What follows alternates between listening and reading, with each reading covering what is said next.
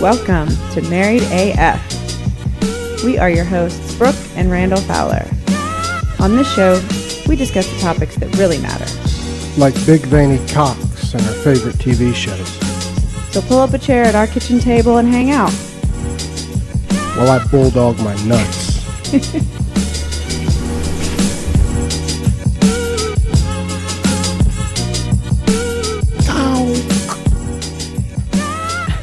Is that Kauk with a W and A-W-K? Cow. Yes, with a W. C-A-W-K. Absolutely. Welcome to a new episode of Married AF. Hello. You can call me the Vanilla Nasty. Wow, that is a throwback, sir. Yeah, I think I need to start going by it again as my podcast, Vanilla Nasty. I don't think your microphone is plugged in, or you're just not talking into it or something. Suka fuka. Okay, there you go. You just need to speak up, sir, with your inside podcaster voice. I'm the worst. I'm either blowing through the top or you can't hear me. That is correct. I am awful at this. I wouldn't say you're awful at this. I'm just saying you are one extreme or the other, for sure. Yeah, my voice is not made to do this shit. Faux show. But we've got a really cool episode coming up tonight. We're excited. Yeah, we have Rachel Miller calling us. Very aroused. Uh-huh. Oh, and do you want to... Are we allowed to say anything about your new fun thing that you got us involved in today? There's so many things. Oh, there are so many things. We had a busy day on Twitter. Yeah, well, we got a couple of big things. I think we'll be able to announce them soon. I don't want to ejaculate prematurely. Oh, I do want to give a shout out to, I don't know if you saw my conversation with one of the guys from Two Dads Review. I did. It sounded awesome. The pieces I saw I was working, but very helpful. He was very nice, gave us a nice review, and I went and listened to a couple of their podcasts, and it's really good. I mean, they go in the weeds on reviewing like movies and shows and stuff, and so I love that. And he was very helpful about, like, he said, that if we needed any help with sound quality and stuff, so there's another resource. Yeah. We've got John and Jody and, all these, it's fantastic. All these podcasters have been they've all so been nice. Great. It's crazy. It's a very cool community I don't know if there's a whole lot of other groups where everyone is just so nice, but yeah, that is one thing that I did not. So far, no one's like trying to fuck anybody or hold anybody, but everybody wants to develop each other and grow everybody's audience. It's pretty fucking cool. Yeah, it's just something that I don't think either one of us really even expected or thought of when we said, hey, let's do a podcast. Like all these new people we would meet, and it's just just a bonus. Yeah, Jody's, I consider him a good friend now of the podcast for sure. And Drinks with Larry, they're really cool. That's a great show. And everybody had really complimentary things to say about the interview with Mark. Mm-hmm. Everybody, even my brother. I talked to Chris today, and he was like, God, that was probably y'all's best show, and y'all didn't have any dick jokes. Nice. See? I said, we didn't even talk, really, so thanks for saying that's our best show. I mean, we didn't really say she, either one of us. Mark did all the talking. Well, yeah, and I think, but that's okay. It's totally okay. I enjoyed the shit out of the episode. I did like too. That people I always love talking to Mark. Yeah, and that is funny, though, that's your best one, and you guys barely talked. And that episode's done really well. It downloaded very fast. People... Yeah. That was not a slow burn. People jumped to it. People were looking forward to that one for sure. Yeah. I mean, I think they're probably like, y'all are full of shit. You don't know Buff Bagwell. I think one thing we definitely can announce is Jamie coming on the show. Yes. So I don't know when we're going to post it, but we will be talking to Jamie, the host of the Murderish podcast. So I am super excited because I love that podcast. And She has been very nice, and she just seems like an awesome person. No, she's the shit. I was looking at her Facebook page, and Yeah. she's her family looks awesome, but she's wearing a Mob Deep Yes. shirt. Like she's She's fucking cool as awesome. shit. Yeah, and her little girl's like the same age as Gunnar. Yeah, they look like a very nice family. Mm-hmm. And I love following her on Facebook and stuff, and very And she's excited. got one of those great voices. Oh yeah, she's got a voice that was meant for doing this gig for sure.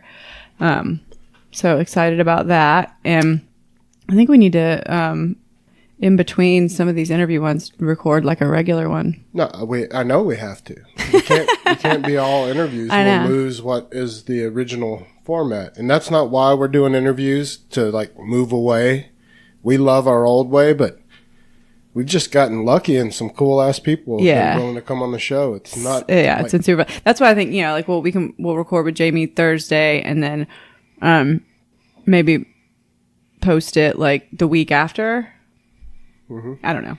Yeah. We're so new at this, guys. If you can't tell. No, but I'm just super stoked that people actually want to come on and talk to us. And yeah, when we get a cool enough guest, I mean, we're just like whatever's good for you. Yeah, please just let's talk. But we have been living up to our end of the bargain and sending all of our guests a shirt.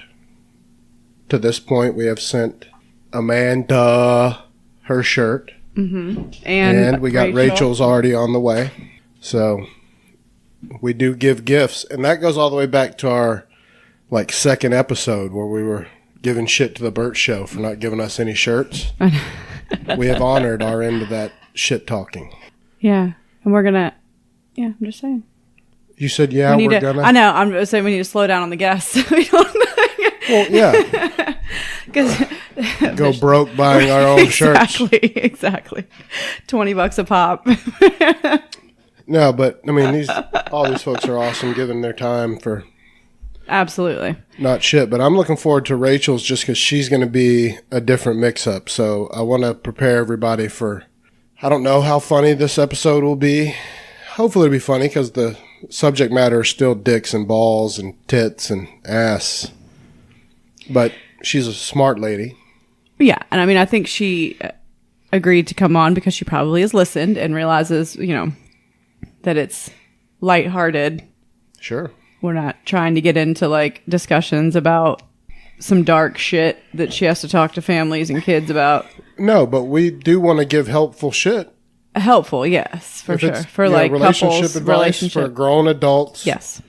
The content part of this interview, I hope, is taken seriously as far as her advice. Because I don't think she'd come on here and throw out any bullshit. So I think it should be listened to with the right intentions. But I'm excited about it. We have no history with her. We never met her. She seems awesome. Where did we come across her? She followed us on Twitter. Oh, I thought you... No, somebody that knew her or something. Not at all. She was one of our earlier Twitter followers. And, Word. I reached out to her and I was like, anyway, you'd be interested in coming on a show? Oh. And she was like, absolutely. I would love it. That's where Randall will just ask anybody. I mean, anybody. It does, and I love you for that. Because you know what? The worst that can happen is they can say no. I don't, and you and ask them respectfully. Well, that's what I mean. Yeah. But there's no point in being scared to even ask because what's the worst that can happen? The worst that can happen is that they can just say no or ignore you, and that's it. There's nobody's hurt. Exactly. But that's where, you pick up my slack. It does. I understand the marketing portion of people wanting to get their information out and share their shit, and it's good advertising. Plus, we're a great show. We're fucking huge. Of course, now. We're huge in Georgia and Alabama. California. Yeah, Georgia's number 1, Alabama's number 2, and California is number 3. Yeah, it's pretty awesome. Yep. I think we need to practice our Skyping with Jody one of the night. Well, he's totally down this for week that. Or next week. Not necessarily I want to do a episode with him too, but literally just test it out. I think he would be fine with that to help us. And, I mean, I don't know. The only reason why I haven't announced him as a guest is because I don't know if we're going on his show as a guest or if he's coming on ours or both. Whatever. But it is, one of those is coming up. I'm cool with whatever. I just know that he uses Skype a lot for his shit. And, like, oh, yeah. I just want to make sure, like, hey, where do you plug this into, and let's just try it real quick and see if it works and sounds like dog shit, or if we need to. Yeah. No, absolutely. I think it'll be good. I'm looking forward to hearing Amanda and Chris tonight. They're recording tonight. See where they go with their stuff. Yeah, I think she said she said she has a new bit that she wants to do. With Chris. We'll see what that shenanigans is about. Yeah. Yeah, I enjoyed the shit out of them too. We just shot the shit with them like we've known them for years. I know. That really was like, I don't know. I just something I like about people that don't give a shit to me. It's very, it's calming for me. It's refreshing sometimes. Yeah. Don't give a shit about, they're not so worried about what other people think and fake, bullshit. I just enjoy that. It's refreshing for sure. Yep. So, I think that's about it on the announcements. We do have a new money tips segment. I thought it was, y'all are fucking with me. It's muddy. Uh-huh. But even in his little promo that he sent you, it sounds like he says muddy money. I think he did say muddy money because the first time I messed up and called it money tips. Yeah, which doesn't make sense. But if it's Muddy's money tips, like the money shot, I get it. Okay, but it's not tips about money. It's tips about tips. Sure.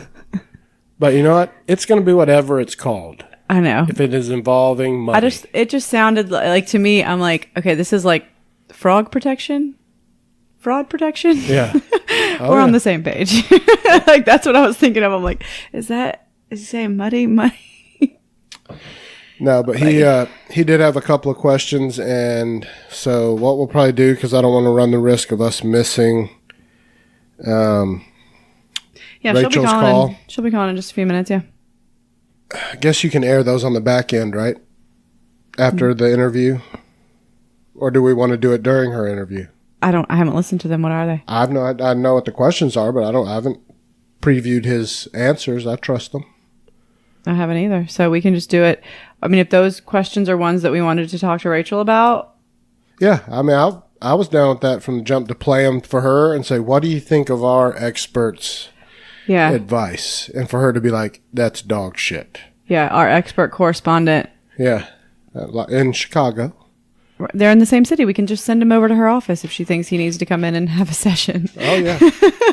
That's what she'll probably say is, I need to see him in my office I need to speak to him immediately. Tell him to bring his family. But we had a huge plethora of questions. A large amount of them came in the last couple of hours, which I guess is normal.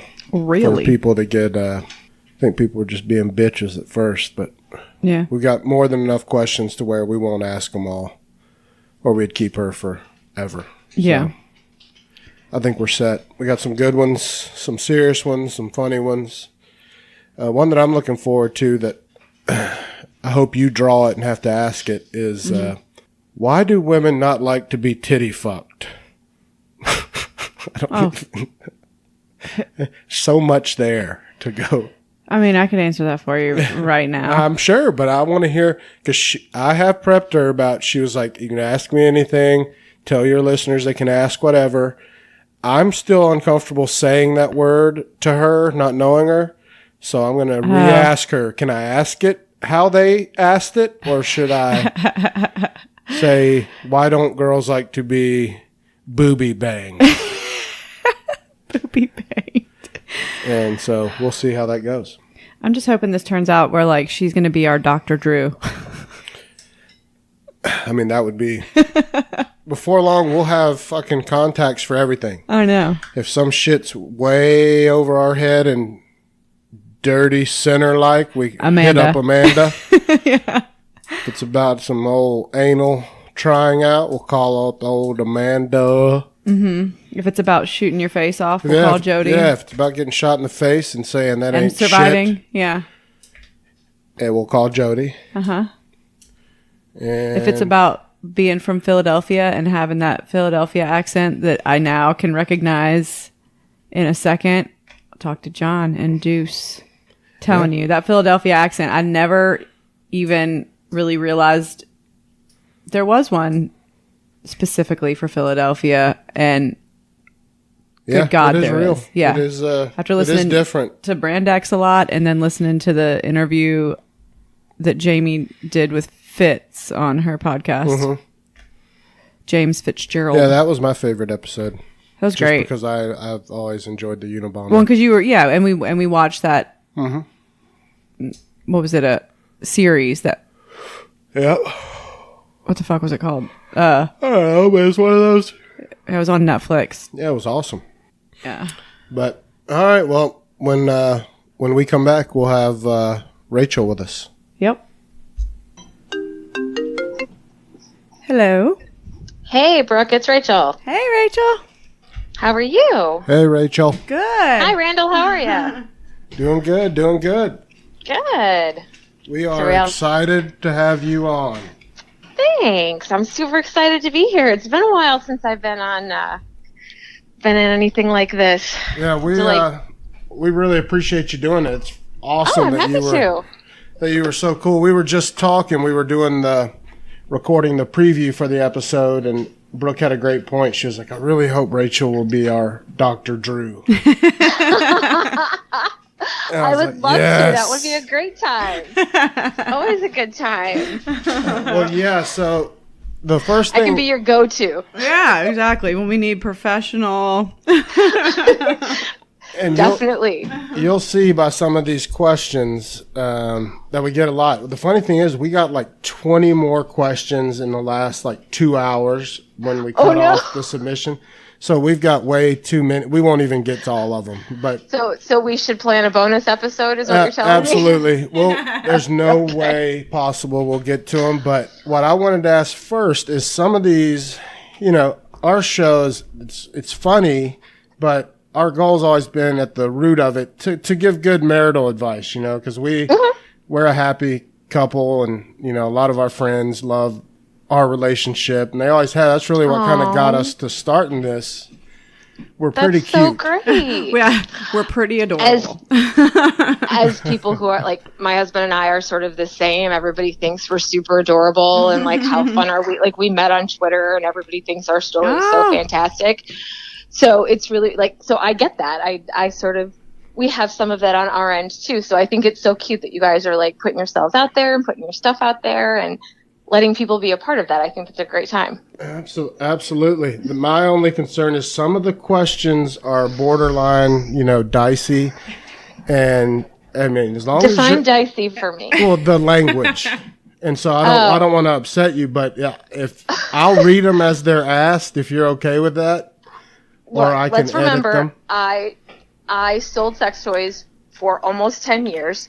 I did a web show with a couple of people for a while, so I'm used to some of the dicey. Perfect. I'm not super offended by language. It doesn't mean I will use that language to respond to it. Oh, exactly. But it doesn't offend me. Let's put it that way. Beautiful. Perfect. Well, the first question I had, I wanted to kind of have a chat with us before I get into like the viewer questions. Sure. And what the advice that we've always given to friends when they ask and questions on the show is, what's the most important part of a good relationship? And to us, we valued, of course, the sex has to be there. And the respect factor, for a couple, you have to respect each other, and there needs to be a healthy sex. What's the word? Sexual dynamic. However, that's very important to us. We've both been divorced once. We both were in marriages, and that's a whole nother story. We could do a whole show just on divorce. Yeah, we weren't with the right people for us necessarily. They were fine people, but and so we want to know from you, how far off base, in your opinion, are we by saying those are the two values we hold pretty high up there? I actually think the key is the thing you just said, which is the fact that it is a value you both share. Great. Because for me, what is most important is that you're coming from a place of shared values, that the things that are important to you are important to both of you. For some people, sex isn't necessarily a thing. Like, it's not something that they need. But if both parties are on the same page around that, and that's, they have different things on their values priorities, then that can be fine and that can work. Yeah, that makes I won't say sense. that I know a ton of those relationships, mind you. Sure. But they exist. And so I think, you nailed it when you said, something that we value. But I think a lot of couples sort of tend to veer on this, like, it has to be this major sexual attraction thing. Well, sure. If, for a lot of people, that's how it starts. And when that fades, we have some issues sometimes because maybe one person values it more than the other. Mm-hmm. And so the values piece comes into question. And where I find people being most compatible is if their sex life is important to both of them. Oh. They almost always have a pretty good sex life, or at least are willing to come find me and get some help if they're not. Yeah. Yeah, that's huge. That makes total sense. We have a lot of friends that have come to us just because, we don't go around, in public to anybody and be like, hey, we have the best sex life ever. But when, friends ask us, we don't have a problem in saying, it's important. And that's part of why when they are with us and they're like, you guys are so happy. Well, oh, because you're probably like kind of affectionate and probably super cute, and your friends are looking at you going, I want some of that. Yeah. Yeah. Some of our friends are like, oh, you or make me want to barf. Up, yeah. I'm like, don't hate. Exactly. Don't hate. No, you're jealous. It's exactly. And there is a little bit of that. They're like, either A, I never had that, or B, I didn't know that lasted more like past year 1 or 2. Right. And how do I get me some of that? Right. Which is because that looks like fun. Yeah. I grew up, like, my parents are very affectionate with each other. And, so I grew up. Yeah, still are. They're in their 70s and still are. They're adorable. I love that. Yeah. So I grew up with that as my, like, that's what I want to have. So when I wasn't really vibing that way with my ex-husband, like, it was just always this, like, I felt something missing kind of thing. Mm-hmm. Like, and I'm like, I don't have what my parents have, so I gotta go somewhere else. Like, this doesn't work for me. Yeah. Yeah, and I think you're extraordinarily lucky to have had parents who were willing to sort of show you that affection and have that be, the model that you could replicate, because so many people don't have that. Oh, for sure. So many people don't, like, they think that, marriage means fighting and screaming over bills and who's picking up the kids and everybody's unhappy. Yeah. Oh, I think all my friends growing up. That would be my childhood. Yeah. Oh. Yeah. Oh. I hear you. I know. And then you're in that relationship going, like, you're in a marriage that's not working. You're like, I don't understand why. Like, why am I so unhappy? Aren't I just supposed to, like, it's not supposed to be great. It'll be fine. We'll figure it out. Nobody's super happy.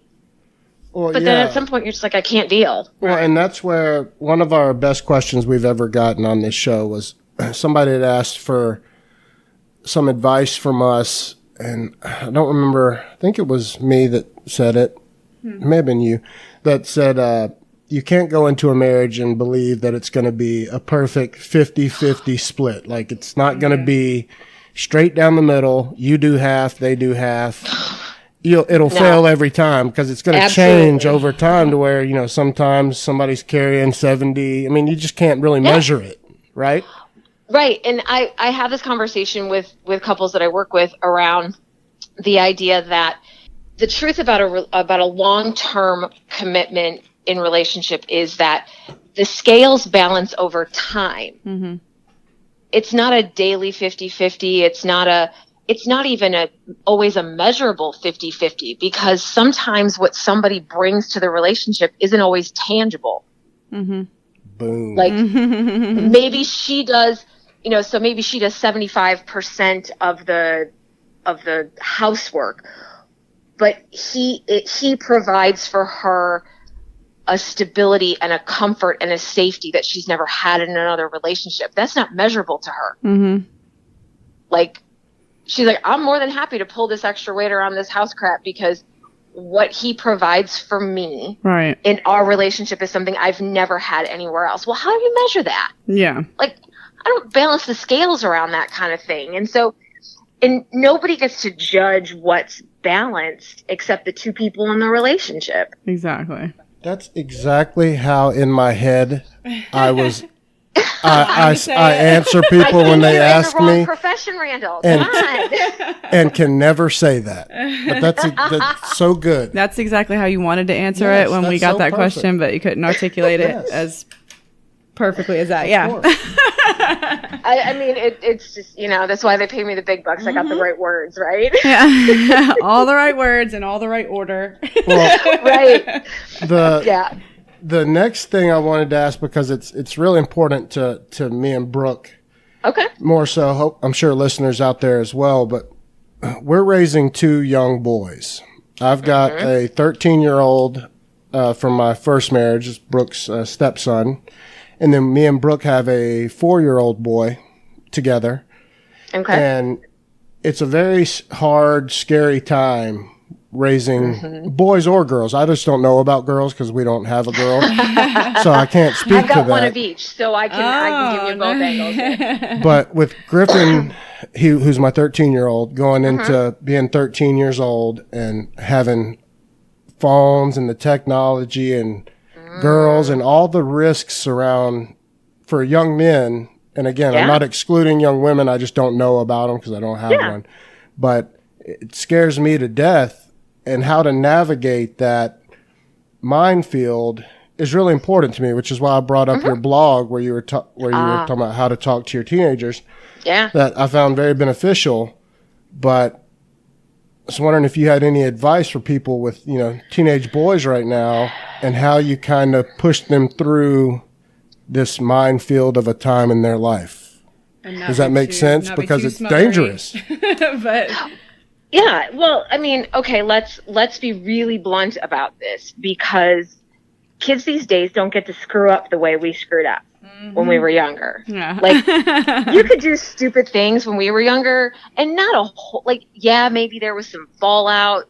Like, I don't know about you guys, but I'm 43, so I'm before the whole internet. We're 39. Right. Before all that infiltrated, everything. All the dumb shit we did wasn't recorded on the internet. Exactly. And so you have a few friends who might know the stupid shit you did, but most people, you can grow up and grow away from that and separate yourself from those screw-ups. Kids nowadays don't have that option.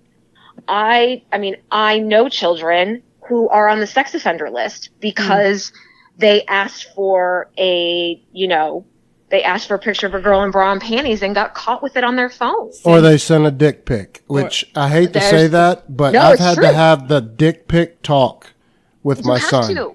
It's horrifying. And I'm thrilled to hear that you had it, because I have had to help teenagers whose parents didn't have it, and I've had to help those parents navigate. I don't know what to do now. How did we get here? I didn't know this was something I was supposed to talk about.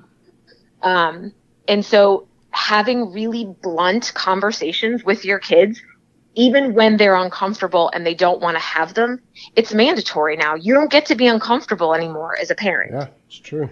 Yeah, because legal they're going to see it all anyway. Yeah. Like your child could destroy their entire life with one by picture. One stupid mistake. Yeah. So I hear you on the oh my God, I'm terrified. I don't know what to do with this. Yeah.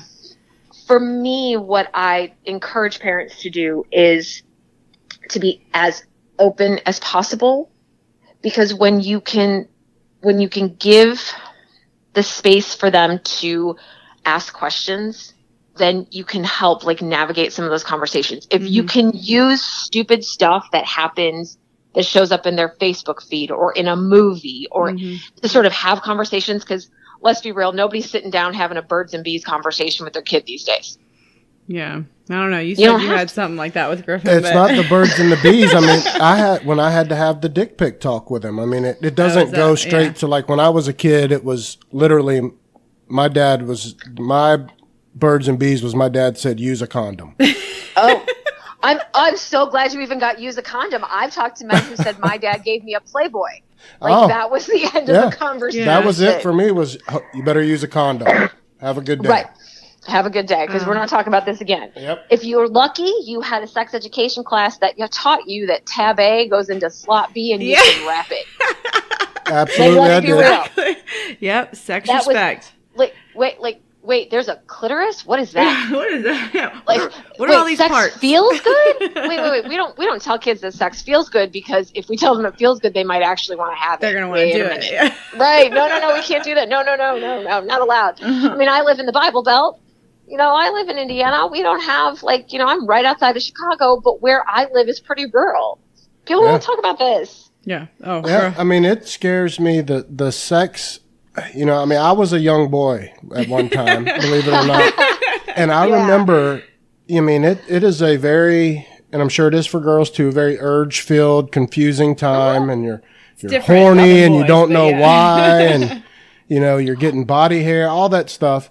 Yeah. But it's, to me, my gut is I want to just tell Griffin, and I didn't preach it, but I want to be like abstinence. Just stay away. Don't do it. It's not worth it. Get your life right. Because nowadays it can be, like you said, it can be over with one misstep. Mm-hmm. One mad parent. You get one litigious parent. Yep. And as a parent, the only thing you want to do is protect your kids. Mm-hmm. I'm of the mind frame, and there are different people will tell you different things around this, but I am of the mind frame that knowledge is power. Mm-hmm. So you be as open and honest with your children as you can. And if you're not comfortable having that conversation, like if sex makes you super uncomfortable and the idea of seeing your kids as a sexual being is creepy and weird and I can't do it and it's not something I can do, find somebody to help you. Yeah. Like I offer to parents all the time, like if you need to come into my office and help have this conversation, I'm more than happy to help guide you. If you want to come in as a couple and I can provide you with resources and we can role play that conversation, like I am happy to do that, because I get that not everybody likes to talk about this. Yeah. Yeah. I mean, my kids are a little different. When they were like in their early teens, I was teaching adult sex ed classes and I was selling sex toys. When my oldest was 14 or 15, he would introduce me to people. This is my mom. She sells dildos. That's awesome. Yeah, and then I had to have a conversation about like, dude, not all parents chill on the dildo talk. Yeah, with their kid about dildos. And one of his friends came up to me and was like, I don't understand. This is so weird. I said, okay, so how your family talks about what's for dinner, our family talks about like sex and orgasms and like, sex toys. And like, so we talk about different things because of what I do. Not everybody's house is like that. But for my kids, like, and my daughter is younger and she's like, oh my God, because her brother was so over the top about it. She's like, I'm never talking with you about sex. I'm not talking to you about it. Sorry, like, kid, not an option. Like, shut up. So, and in that case, I have tons of material. And like, there is a shelf of books available. My recommendation is that if you have a question you don't want to ask me, here's the information for you. Perfect. Yeah, I love that. But and here are some safe websites. Here are some things you might want to know. I get you don't want to talk to me. Now there are a few topics that doesn't fly with. One of them is the dick pic and half naked picture conversation. Oh, that's 100%. not optional. Yeah. The other one that's not optional for me is consent. Mm-hmm. Teaching girls how to say no. And teaching boys how to continually ask for consent. Like that's a conversation that for me is non-negotiable. You need to have it with both genders. Mm-hmm. No needs to be respected and on both sides, and both sides need to feel empowered to say no when they're past their comfort zone. See, that is a great topic. I didn't even think of it, but you brought it up, so thank you. So I'm diving in head first. So how, and I agree 100% that consent now is as high as the dick pic because it's requirement. But when you Me come, Too doesn't allow for us to ignore that anymore. Exactly. when you come from our generation of time, and it's not saying you're about our same age. Yeah. We weren't Neanderthals or anything, but No. but it wasn't a thing to, beyond, of course, no means no, but how do you go about that's teaching the them There you go. to get continual consent when we never learned that? Perfect. Good question. Glad you asked it, because you're right. In our day and age, the conversation was no means no, except when it doesn't. Sure. Exactly. Or unless you What? can convince her otherwise, Right. right? Like, that was sort of the joke. And I was a massive, smutty romance reader in my teens. So I sort of thought that, convincing me to have sex was part of I thought that was kind of how it worked. I didn't understand. Nobody was talking to me about consent. That wasn't something that was happening. We do a better job of talking to little kids about reporting, no one's supposed to see your private parts except your doctor or your parent. And, we do a pretty good job of having that conversation. But this idea around consent is different. And so I prefer to have this conversation this way. So the only thing that means yes is yes. Mm-hmm. And the yes needs to be enthusiastic. Yeah. Okay. And continual. So asking questions, may I kiss you now? Is this okay? Are you comfortable? I realize it feels a little weird to interrupt the moment with a, is that okay? But there's no other way around that. Yeah. Just because, okay, so for instance, I have this conversation with a lot of men I know. Believe it or not, there is no way for you to tell if she's actually into it. None. Yeah. Sure. You can't, because that can change in seconds. Unless she's telling you Exactly.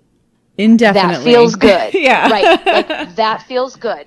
Do more of that. Move your hand to the left. Right. But what that also means is we have to help girls feel comfortable having those, saying those things. We have to empower them that way. But you have to be able to talk. And when parents can't talk to their kids about sex, how the hell are they supposed to talk to each other? Mm-hmm. Well, They just can't. They're not able to do it.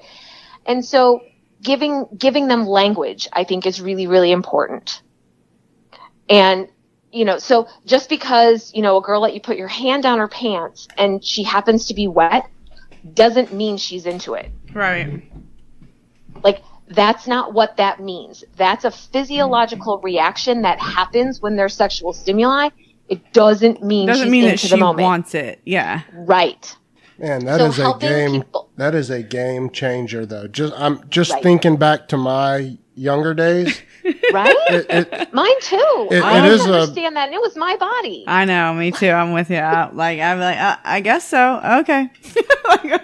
I guess this is supposed to be isn't this how it works? I thought that was how it works. Right. Oh my gosh. Well, yeah. so I would imagine for if we're switching to adults that you see or our single friends nowadays, because I'm sure they have questions too, yes, and these same rules apply. Mm-hmm. Yep. So do you recommend to people, an older guy, say my age and he's single, to incorporate that constant consent maybe in almost in their dirty talk? You could make that more comfortable by asking those wouldn't that questions. be amazing? You have to though now, especially because of what you're saying, Me Too. Because if you don't, then your life could be fucked. Yeah, and I'm thinking for a bachelor. And you can do serious damage to people. Uh-huh. Well, yeah, and if you don't want to kill the mood, the only way to keep it steamy is at least to ask it sexily, if that's a word. Yes. Sexily. Does that feel good? Is that harder, faster? Ask questions. Be curious about what's happening for them, so that you can ensure that they're having a good time. And women can moan and groan and make all kinds of noise, and nothing can actually be happening for them. Right. Oh, sure. Like, y'all can be professional actresses. We sure could. Uh-huh. And sometimes it's to encourage, and sometimes it's to guide. But women have to become more comfortable being explicit about their wants and needs and desires, and men need to get more comfortable with ensuring that their advances are wanted. Yeah. So and that means you have to ask. What is your take then on some of the states that have those laws where with consent can be withdrawn after the fact? Like, do you know anything about that? Like, what is your opinion on it? Because that kind of seems like a slippery slope to me, to be able to withdraw it after the fact. But I'm kind of ignorant to it. You know, I don't know. So I hear what you're saying, and I don't have the details on the legalities, and obviously I'm not a legal scholar, so Sure. I don't know how all of that stuff works. But I can tell you from as many of the women that I've spoken to in my life, almost all of them have a story about a time that they did something because they didn't think they would be able to get away with not doing something. Mm-hmm. Mm-hmm.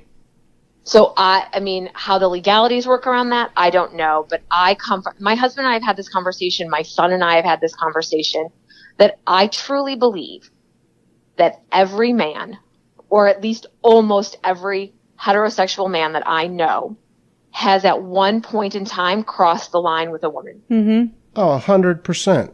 I have no problem in saying, Yeah. with the rules that apply today, there's no doubt in my mind. You're absolutely right. And what that means is that men have to take a really long look at themselves and think back into those situations where maybe they pushed a little hard, or they didn't really take no for an answer, or they were, they just went too far and didn't think it was a big deal when it was a big deal. Because men don't really know how to read cues from women. They haven't been given great examples of that. No, sure. I mean, now it's crazy, just the comparison. And Right. it's, I don't have a problem, talking about this openly, because I think it's important for everybody to evaluate, especially if they're wanting to raise their kids with today's standards. You have to be honest with, your, where you come from. And I mean, I can remember vividly plenty of times being, an older teenager, and, guys will get to the point where they almost beg. Yeah. God, please, just come on, just grab it. Come on, just touch it. Just 2 touch minutes. it. 2 minutes. Yeah. And I've had to tell my son, because I've had all these talks with him. They're not really uncomfortable for me so much as I can tell That's they are for awesome. him. But Yeah, I don't they're care. always- I mean, he's got to hear You're it. right. They're so going to be, oh my God, they're going to look at you. I can't even believe my dad said these things to me. Oh my God, I'm going to die. Yeah. And But you're right. The fact that you can even have them, let the kids be uncomfortable. That's okay. Yeah. Sex is uncomfortable at first. oh, Well, sure. yeah. So you should, huge props, Randall, because I know too many parents who can't have that conversation at all, let alone be real about it. Yeah, I mean, it's tricky as hell, and, it's going to be a minefield. But I had to tell, what I did was told him about really to give him all the information. I remember when we were talking, I was telling him that in some states, and he just needs to consider it everywhere, that a woman can withdraw their consent after the fact, the next day, the next week, and that has to be in his mind to help reinforce the initial consent that he gets, and to make sure that it was, he got all the consent, that everyone was on the same page for anything. Yeah, and I think if you think about the and the Aziz Ansari conversation, where there was some pushback around, bad sex doesn't mean that it wasn't consensual, and there was some of that argument around that. I think what has to be talked about is power in those situations. So if you're the older man with the younger woman, so you've got a 17-year-old senior with a 14-year-old freshman, does she feel safe to tell you no? If not, you have a greater responsibility in that role.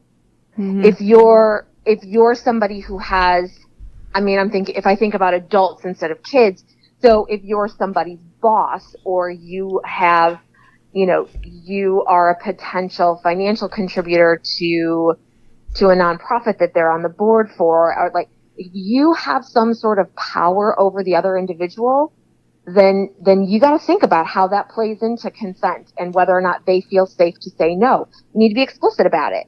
Like, if you are at any time uncomfortable, please let me know. Like, this only needs to go as far as you want it to. Say no, let me know. I'll check in periodically throughout the night to make sure you're comfortable and that this is okay with you. Because power determines how much room people feel like they can resist. Mm-hmm. Yeah, it makes sense. I mean, that goes all the way up to the Harvey Weinsteins of the world. Yep. Exactly. Yeah, he's like, it goes all the way up to Donald Trump. Oh, if sure. If we're going to go all the way up to that, like, if we're going to take it all the way there, that's why. Like, being able to say no, it's not as simple as just being able to say it. It's also, does the circumstance and the relationship permit it? So, kids have a lot to think about. This is a lot of shit we put on their plate right now, right? Like, they're teenagers. They can't even get their freaking homework done. Yeah. Well. And and turn it in on time and like put themselves to bed on time, but we're asking them. And then we're like, oh, by the way. Right. There's this whole thing about sex and like, you can't just sleep with your girlfriend if you want to without having this conversation. And like, it's a lot of responsibility. And so it's not easy. Well, I don't think, from my experience, what I've seen with our, nieces and nephews and our kids, is I don't think kids are screwing around as much as we did. I think you're right. As far as, I think it's actually getting through to these. Sometimes I think we don't give the kids enough credit as far as bullying goes and as far as compassion goes, and this consent stuff. I think sometimes they've taken all this in and they're like, you know what, screw that. I'm not even fucking with it. I want to go to college. Yep. I'm cool. And I think these kids have paid attention. Yeah. And I think things that seemed normal for us, like that we thought were they're looking at that going, that doesn't make any sense. How that's screwed up. What the hell is wrong with you people that you thought that was okay? Yeah, like bullying. I mean, it blows me away the compassion and that I see in all these teenagers that my nieces and nephews go to high school with. I'm like, oh, all these kids are so much nicer nowadays than in the 90s when I went to high school. Like, it's just, it's very refreshing and like it gives me hope for the future. Yeah, it's a total different game. I mean, I've went to parent lunches and stuff with Griffin and seen them, they'll be playing football and there is no like pick the last kid and, some kid not getting picked and not getting to play. They incorporate everybody. And I think they do a better job of that. I think we, in a way, it's like our generation's insecurities for maybe where we dropped the ball and our parents that we kind of undersell these kids. Well, and I suspect that our generation is trying really hard not to make the same mistakes our parents made. And so we're trying really hard to do things different. Whether or not we always get it right, I don't know. But I think the world has shifted, and I think kids have done a much better job of adapting to the world than we have. And I think you were 100% accurate. Adults don't give kids enough credit. Like, I'm a person, so I spent 20 years in retail management before I shifted to this. And I hired teenagers all the time. They are like my favorite demographic. I love them. I could have a house full of teenagers all the time. And people think I'm nuts. My husband thinks I'm nuts. But why I love them is because they're fascinating. If you give them the chance and you listen to them, they're always thinking. And they're trying to figure out who they are and how the world works and, how do we fit into it? And what if we don't like the way you people do it? Can I do it differently? Yeah. And, and they're freaking smart. Yeah. Do they do stupid shit? Yes, they all do stupid shit. We as adults still do stupid shit. Like, let's be real. But kids are way smarter than adults give them credit for. And, sometimes, like, I think it's just important to hear them. And I also think it's important when we have conversations around sex and consent and the legal shit around that. And is to give them credit for being really smart and talk to them like we would talk to an adult. maybe you Because it's shift an adult the subject. language down. Right. You're asking them to act like adults around this. So it means we need to provide information like you would to an adult. Yeah, that's a great point. I mean, it's a rough subject for adults to deal with. And teenagers got raging hormones to top it off, right? Like, I know. That's why I'm glad we have boys. I told Randall, I'm like, I'm glad we have boys so that you're the one that's responsible. Because I think I would be one of those like squirmy, like if we do end up having another kid and it's a girl, I'm gonna have to call Rachel. Rachel, how do I do this? I need backup. It's so funny because I've made a joke about like maybe I need to teach a class. Like maybe I need to design a class for how to talk to your kids about this. Yeah. And like, 'cause number one, it's just so much more to cover now than there used to be. And so much of it is you just need the language. Yeah. Like, I don't know what to say. Do I call it a cock? Do I call it a pussy? Like, what words am I supposed to use? Exactly. Like, I don't know. That is hilarious. But I mean, that's a great point. The class is a fucking great idea. I would pay to go to one of those. Oh, no. And I mean, you could easily, I don't know if you've ever considered it, but just from talking to you, I mean, should I just look down? We're already like, yeah, but we recorded before. I know, but we're already like 30 minutes in. Oh my God, are we really? Yeah, we've been on 36 minutes. That's crazy. You could easily do a podcast and it could be about that and it would be awesome. And that would be fantastic. I will have to consider that. I will have to set that in my potential pile of ideas. I hadn't thought about it as a podcast option. That's not a bad call. Yeah. Oh, go ahead, that is a great call. So what are your thoughts on toxic masculinity? Yes, I'm interested. I'm very interested in this question. Are you sure? I don't know if we have enough time on it. We could do a whole show on that. That's my soapbox. If you really want me to go off on a tangent, it could be that. I have very, very strong feelings about toxic masculinity. I think the current definition and the patriarchal definition of masculinity destroys men. Mm-hmm. I think it prevents them from being allowed to be whole human beings. And I say that because I see men that I know and that I love, and I see clients and I see couples, and the idea of what men are supposed to be and what they're allowed to express and feel is so limited that they're suffocating underneath that weight.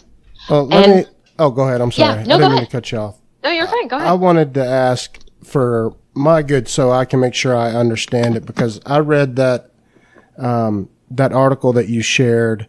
I believe the author was her name Esther? Esther Perel. I love her. Yeah. She's great. It was a fantastic article. It was a little medically where I don't understand all the terms, but I'm not the smartest guy in the world. But so I'm trying to make sure I understand what they're talking about, because I think that the term scares men because it sounds like it's beating men into the ground. But from what I read in the article, it's really not so bad. It's more about, what society has deemed as masculine, not really what men feel, but what's put upon them as far as strength, power, image, predatoriness, which I thought was interesting that she went into kind of dispelling the myth of men's sexual urges of being predatory. Right. Yeah, exactly. No, I think you took the point that she was trying to make around, and I've sort of shifted away for the exact reason that you mentioned, that the term is a little off-putting. And I've really started shifting it towards, particularly in client sessions, talking about patriarchal masculinity. Mm-hmm. Because if we think about patriarchy in general, and I realize that for a lot of people, they're like, oh, please, whatever, like, don't talk about that. But patriarchy is about the superiority of men. Mm-hmm. Yep. And in order to stay on top, what does that require of you? Like, if you are truly to remain superior, not only are you required to compete against each other, you're required to stay on top of everything else. Particularly for white men, this is an issue because society doesn't actually give you a lot of places to have power. particularly working class white men. And so this idea of like what a man is, like what is a man? John Wayne? You know, what is like what is a man? Brett Rambo? Brett Favre. Like, really? Like, okay, so yeah, like these are things. But what we see about these people, or even these characters, is they're one-dimensional. What you are allowed to be is a hero. So what happens if you're not a hero? Like, what does that mean what does that say about you? You're allowed to be angry and like have dominant, like, righteous indignation and domination. Well, it's power. And like, yeah, it's all about this power dynamic. But in real life, most men we don't wield that kind of power. And you've removed the ability for men to feel pain, love, sadness, you know, empathy. Like those things aren't allowed. Compassion, those aren't allowed. Like no, you're a absolutely wuss. right. Like Yeah. you're a pussy. What are you doing? Right. I mean, think about even the words we use to talk about like men that we think are, oh no, heaven forbid, weak. right? Or sensitive. Oh, good God. Yeah. Don't ever use that word, right? Yeah. Because that's horrible. Yeah. But for me, what that is that prevents men from actually like being real people, like, because we're humans. And the truth is we all have emotions, all of them. And for me, the idea of sort of dismantling that concept of toxic masculinity or redefining what it means to be a man is finding out how we allow men to be fully human instead of just men. Well, so all this is fascinating to me, but as being a guy and you know being raised as a boy and all the typical sports and everything, you know, all the cliche shit that would go with a guy. Yep. You know, I'm a big guy. I've got tattoos. I lift weights. I mean, all those things. Beard. I have a That all the beard. stuff you're supposed to have. Yeah. But I think anyone in the world can preach all this, but the only way boys are I think it's really gonna shift is fathers to sons have to be a big push. I mean, everybody can help, mothers, everybody, but until the dads give them another example, and that's nobody's fault. I'm not blaming my dad was great. My grandpa was fantastic, and he was like John Wayne. They were raised in this society. They did the very best they could with what they were given and what they knew. And we're saying that this has damaged them as much as it's damaged women and as much as it's damaged society, and that men deserve better than that. Like, though I will add one thing, because I think you're right. I think it's super important to shift for men how they approach their sons and and to provide really great examples. I've run into this issue where the truth is women are a major part of the problem too, because they've bought into that. Like they have these ideas about what it means to be real men and what expectations we have of little boys and teenage boys. So women are just as much to blame. We've bought into the patriarchy too. Like, no, that's huge. Now that you say that and I think about it, and I'm just hijacking you, by the way, because this is fascinating to me. And I can talk about this all day. I'm probably boring. My subject. I'm probably boring you guys, both of you, to death. But oh no, I'm good. I'm sorry, Brooke. I'm all in. But women, I withdraw my previous statement. I almost think it is more powerful from a mother to a son if they're not on board, because that mother-son relationship, you know, my mom can do no wrong. And I love that. And my boys, I have taught them both to always take up for their mother. And, you know, so if your mom... But it's about how the mom treats the dad, too, right? Of course. Yeah, but absolutely. If the mom is, you know, I want you to be, you know, my boy is going to be big, strong, and all the things... Right. That could be as huge of an impact as anybody. Oh, yeah. Well, that's why I'm, you know, with Gunnar, if he wants to play dress up and put on a tutu and a dress, I'm like, go for it, kiddo. Neither one of us care. we let him put whatever. But you do whatever that makes you happy. You just do it. Like it's so funny that you said that. My 20-year-old son just the other day sent me a picture when he was in high school. He'd done it, and we have pictures of him in like full blown drag, like multiple times throughout his life. He sent me one just recently. I was like, "Boy, you've had a thing about putting on a dress since you were like 3 years old when your sister was born, and you thought that was the coolest thing." And he's like, "Yeah, I still think it's fun once in a while." Like, yeah, why not? He didn't buy into any of those things. But I've also had a conversation with some of the friends I have where I'm like, yeah, but you still sort of have the same rigid gender expectations about your boys. Like, you want your girls to be strong, and you want your girls to sort of, take on this powerful role, but you're not willing to allow your sons to be sensitive, and you're not willing to allow your sons to have emotions, or heaven forbid they do anything that's slightly girly, and y'all freak out. Yeah, and that's I try and err on the side of you just do whatever you want. If it's girly, if it's like I don't even use that word ever. Yeah, thank you. I appreciate that. Yeah, it's a thing. Like, and so it's important. So there's this one of my absolute favorite researchers is Brené Brown, and there's a line in one of her books or one of her TED Talks where she says, she's a shame and vulnerability researcher, and she talks about how a man came up to her at a book signing, and most of her work has been on women, and he sort of challenged her around that. And she's like, well, I really only do research on women. He's like, well, isn't that convenient? Yeah. And she's like, well, what do you mean? He says, what's really funny is that you tell us to put ourselves out there, and you tell people to like allow themselves to be vulnerable. He goes, but those women, my wife and my daughter back there that you just signed these books for, he's like, they would rather die than watch me fall off my white horse. And I'm like, oh, isn't that a nice kick in the teeth? Because he's not wrong. No, he is not wrong. That's strong. So women have just as much to check themselves on because we all bought into the damn patriarchy. That's what we know. And so unless we're going to take it apart piece by piece and everybody's going to own their stuff and decide to do it differently, so yeah, I think Randall, I think you have a really good point. Toxic masculinity, the term turns people off. But if you're willing to sort of go have those conversations with people, you might, you can discover that it's really more about how masculinity damages men, and that it's toxic to the current definition of masculinity damages men as much as it damages women.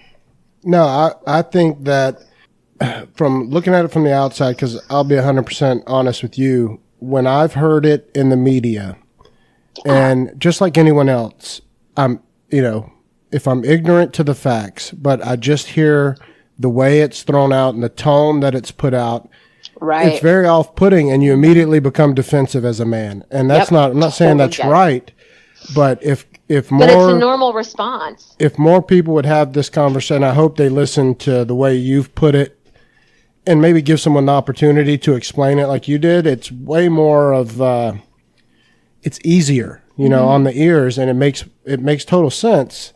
But I would have never said that to you a week ago if somebody just walked up and was like, "Oh, all this toxic masculine guys are just gag me." Music to my ears. You've totally touched my heart. Like I feel so like if nothing else comes of this, then that's like, to me, that's huge. It's a huge deal just to have somebody be able to look at it a little differently, like, and think about it in a larger perspective, and be able to put defenses down for a few minutes and maybe see that maybe there's a point to that.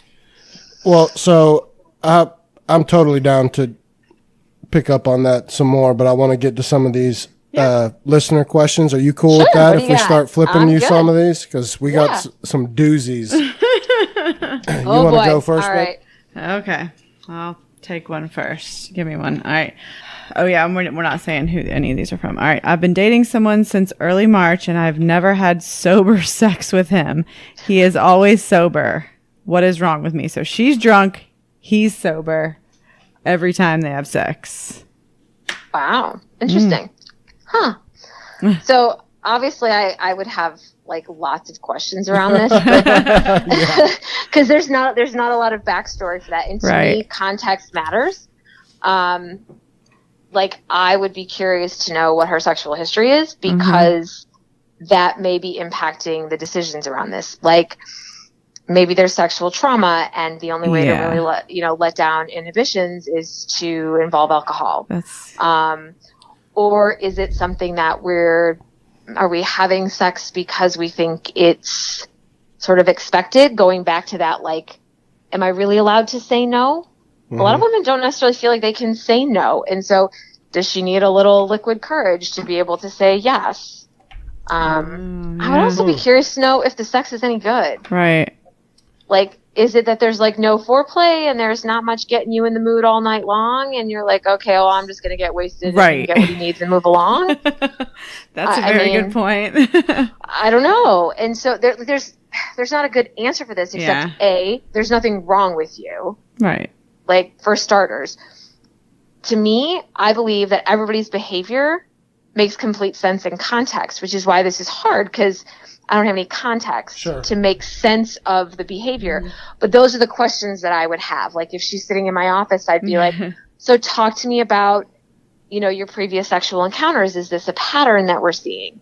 Yeah. Talk to me about your first sexual encounter. Talk to me about your most previous sexual encounter before this person. Are you able, do you masturbate? Are you able to orgasm outside of, are you even orgasming in these situations? That's a great alcohol question. Can really put the serious kibosh on your ability to orgasm. That's a huge question. Sucks ass. Yep. Like, you're drunk and you're super ready to get into it, and then like it's just not happening because you're drunk off your ass. Like, so I mean, and I'd be like, are you really that into him? That's if you're not what really it that into him, then me. like maybe you should just cut bait. Yeah, no. Those are all. So that's the short answer. Yep. Like, if you're really, really concerned about that, my other response is always find yourself a good therapist who can help you explore that. Perfect. All right. Well, how about this one? This one's interesting. I have a client that is teaching her boys to only pee sitting down. Is she damaging these boys? Oh, that's hilarious. and not hilarious in the fact that the question's being asked, but in the fact that, thank God my brother-in-law will probably not listen to this podcast. There's a family joke about my brother-in-law about the fact that he pees sitting down most of the time. I know a guy that does that at the gym. Well, he's like, why would I stand up? Because you can. Right. Well, I mean... We can't. I mean, I would if I could, if I didn't have to sit on every damn toilet. You have to sit on a toilet? Yeah. I mean, especially in public. That's right. Yeah. I mean, I would be curious about her reasonings behind that. But damaging them? No. I mean, other boys might at some point, if they're standing in the locker room looking at those guys going, right, going in the stall. And that's, But kids can handle that kind of stuff. They can, you can have that conversation when you get to it. I don't see anything damaging about that. How you choose to pee, that's like the least of, like, whatever you got to do. My question. And maybe she just doesn't want to clean it up because they pee all over the That's damn what floor. I was going to say. She's probably doing it because it's more of like I'm sick of cleaning up piss off the floor. Because, I mean, anybody that lives with boys. Because you got up in the middle of the night. And you didn't want to get on the floor. No, like, so you peed on the floor next to the toilet. Like, no. Or that's just, it's just. I'm guilty of that, too. Randall has, as athletic as he is, he has the worst aim in the world with peeing. What interests me about that question, and we'll ask you the next one after. I just want to see if it's what threw you off, too, is the only part that bothers me is that the word only. Like, she's not teaching them both, or maybe, hey, let's, you can, there's no problem in sitting down to pee too, but, you do pee standing up. Also, it's the only. Yeah, maybe, but I think somebody else is going to teach them that. Right. Like, they're going to go to school and they're going to see some boys. They're going to figure it out to stand up. And they're going to come home and be like, I stand up and pee at school, right? Well, yeah, but they're going to be that one kid that is standing at the urinal with his pants all the way around his ankles with his butt out to pee because he's learned to always take his pants all the way down to his ankles. How else do you learn? Yeah, that's true. And really, honestly, kids learn from other kids just as much as they learn from their parents. And so maybe like I'd wonder if it's a control issue. Like, are there lots of things? But I don't think it's damaging to them. I think there's very little around that. I'm interested in why someone thinks it is damaging. Like, to me, I'm sort of curious. Like, I'm more curious about the person who asked the question. As you should what be. What does it say to you? Like, what comes up for you around the fact that, that mom tells the boys they have to sit down and pee? Like, who hurt you? Well, like, I don't know if I'd go that far, but I'd be like, but it says something to you, right? It bothers you, and I'm curious why it bothers you. Something about control, probably. Well, no, maybe. I bet it goes back to the whole masculine thing. That's my question. Yeah. Nice job. Randall went straight there. I didn't even have to lead. Yeah. All right. So we got, the next one is, if a girl says she can't have an orgasm or never has, do you think it's likely mental or physical? See, that's a hard question. It is. I mean, I would always say to people, if that's something that bothers them, like, number one, if it doesn't bother you that you don't orgasm, then that's your deal. Like, it's not sort of somebody else's thing to say, like, there's something wrong with you because you don't orgasm. Right. I also know that a lot of the women that I've worked with who had trouble orgasming, a lot of times there was just trouble with letting go. Yeah. And a lot of times there would be there's not a lot of education around how their own body works and even what an orgasm is. Like, people don't know what an orgasm is. Right. Like, they don't understand that all it really is involuntary muscle contraction. Yeah. I would imagine it's hard to explain, but like, I mean, like, when you have that. Exactly. I was about to say, like, but if you're talking to somebody that's never had one, it's like, but you'll know when you do.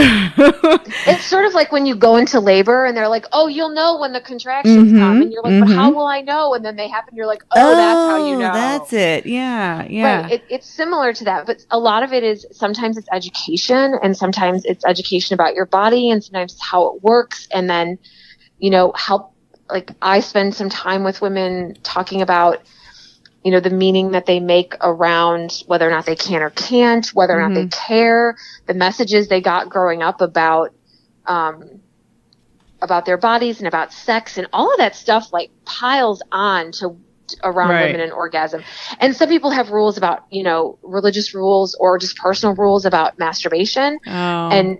And if masturbation isn't something that's allowed, quote unquote, for you, then it's a little harder to figure that out, because it's harder to let go with a partner. Yeah. So there's lots of things around that. Could it be medical? Yes. There's possibilities. I would also question, like, pelvic floor strength and lots of, like, so I know people who do physical therapy for that stuff. It could be both. So the answer is both and, Nice. Or neither. Like, right. It could just be they don't want to. They don't care enough. I always tend to care enough. Yeah, I always tend to think with women. Care enough. Asexuality is a thing. Oh, I don't understand that. Look, it's certainly not my thing. I was one of those girls that I was like, sure, let's go. Like I'm a high libido person. I've had a high sex drive my whole life. I didn't understand friends who didn't have one. Right. And so asexuality doesn't make sense to me, but I know people who, like, they really just, they love connection, and they like even physical affection to a point, but sex just isn't something they naturally desire. And if that's it, then orgasm may not matter to them. Doesn't mean there's anything wrong with them. They're just different than you. Yeah. Yeah. I just don't understand. Well, how about this? I hear you. I hear you. This is the age-old question. No. No, it's just funny for me. Is it ever okay to search your partner's electronics, their phone, computer, etc.? If you do, can you use the information that you find without losing their trust? That's interesting. It is.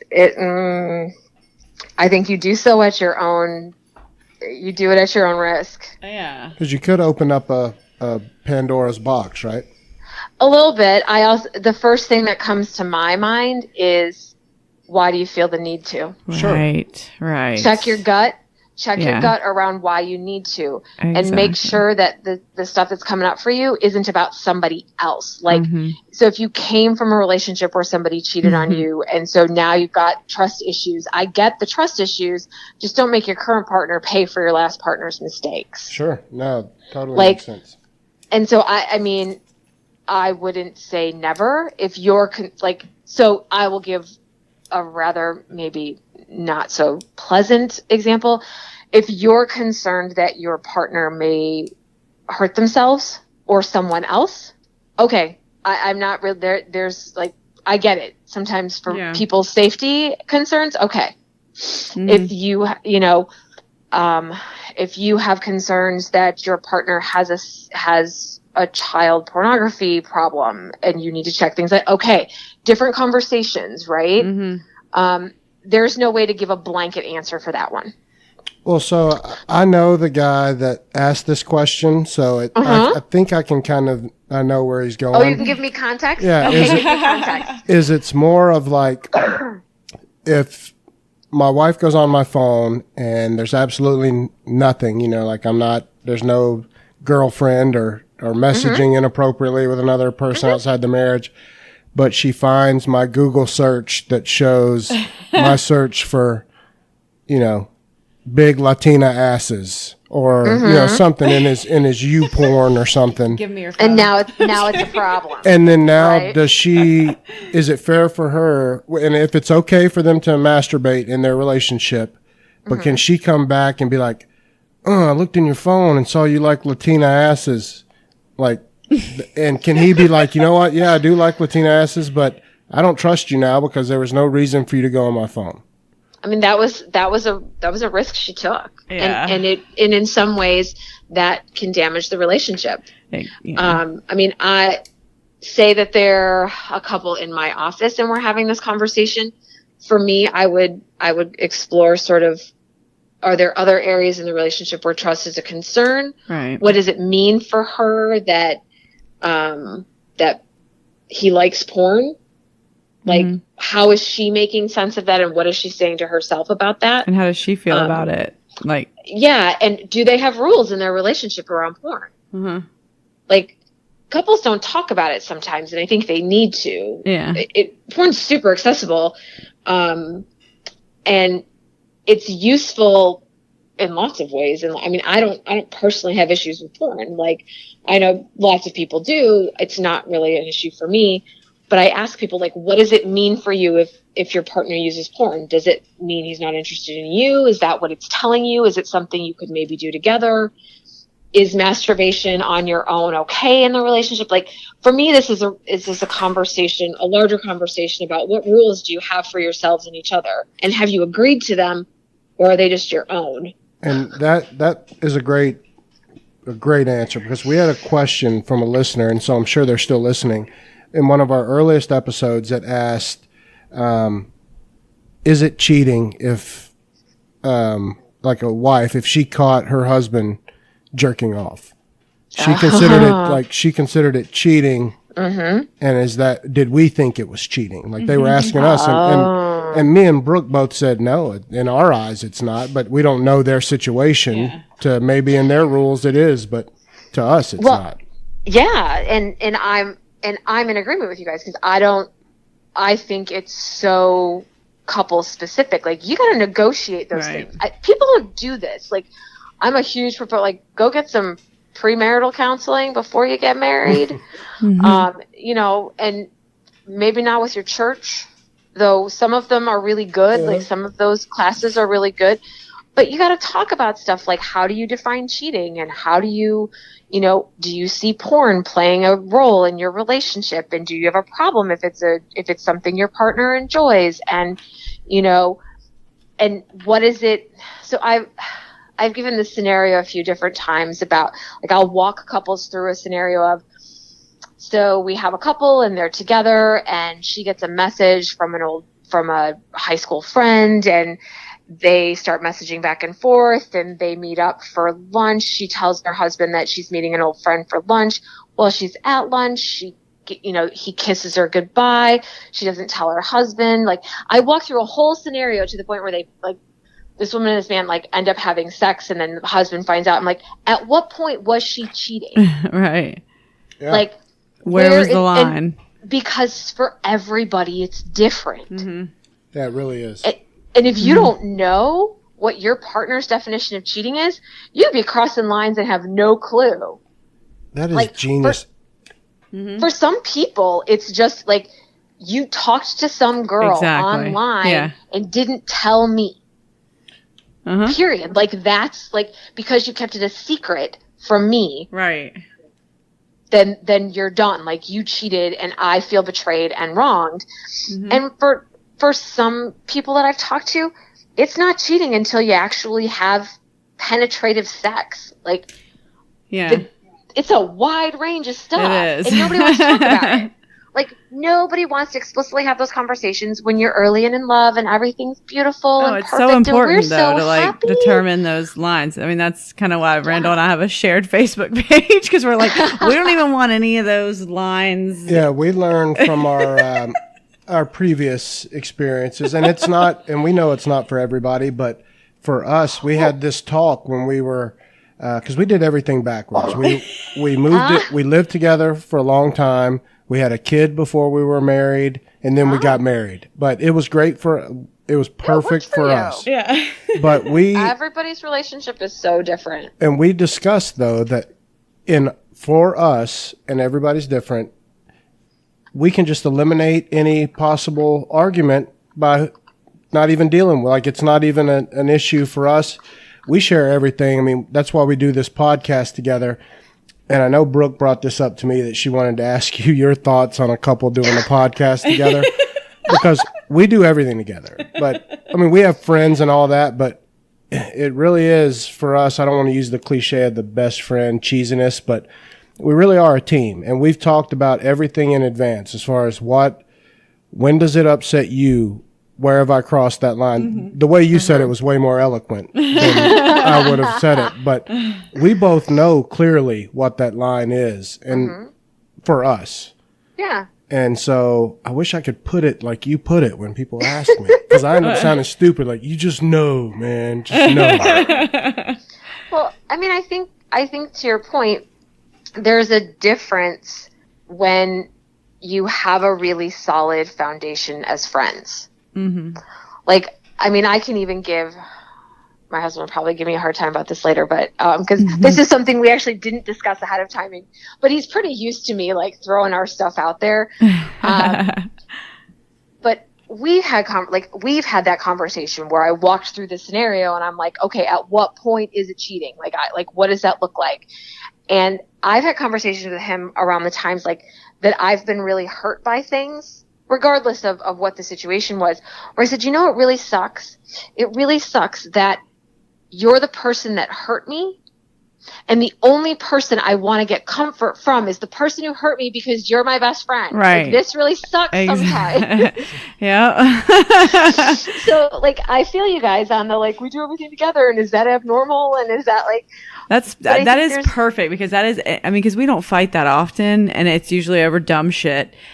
Well, that's all it ever But that is exactly what drives us, I think, to make up so quickly, because it's like, God damn it, I'm mad at you, and I want to talk to you about being mad at you, because you're my person. Like, you're the person I talk to. Yes. Like, this really sucks. Like, I don't know what to do with this. What am I supposed to do now? Right. But I think we undervalue developing a friendship in a romantic relationship sometimes. And, you know, do I think it's important that you keep your own identity and that you know who you are separate from your partner? Yeah, I think that's important, because things happen, and God forbid something terrible happens, you still need to know that you can be okay as a person on your own should you need to. And I think it's important to continue to grow as a couple and to grow individually. But I don't have great concerns when people are super tight and do lots of things together. Can it be problematic if you don't have supports for yourself outside? I suppose if something traumatic happens. If you're literally the only two people that Right. Yeah. Like, then I worry, like, because if you don't have a really, like, supportive extended family Yeah. or a larger social group of friends that you guys can rely on if something's really tough. Mm-hmm. Yeah, you'd be isolated. Yeah. Right. Yeah. When people start isolating themselves, then I get a little bit concerned. In part because I start to question why, because isolation is a really big part of unhealthy, like, abusive power and control dynamics. Yeah. But if you have great family relationships and you have friends that you share together, and if something tragic and horrible were to happen in your life, and you have people you can go to for support, but your partner's still your best friend, like, dude, you're good. You're in pretty good shape. You're doing better than a lot of people. Yeah. Okay. So then why, we have another question that says, why do roughly 50% of all marriages fail?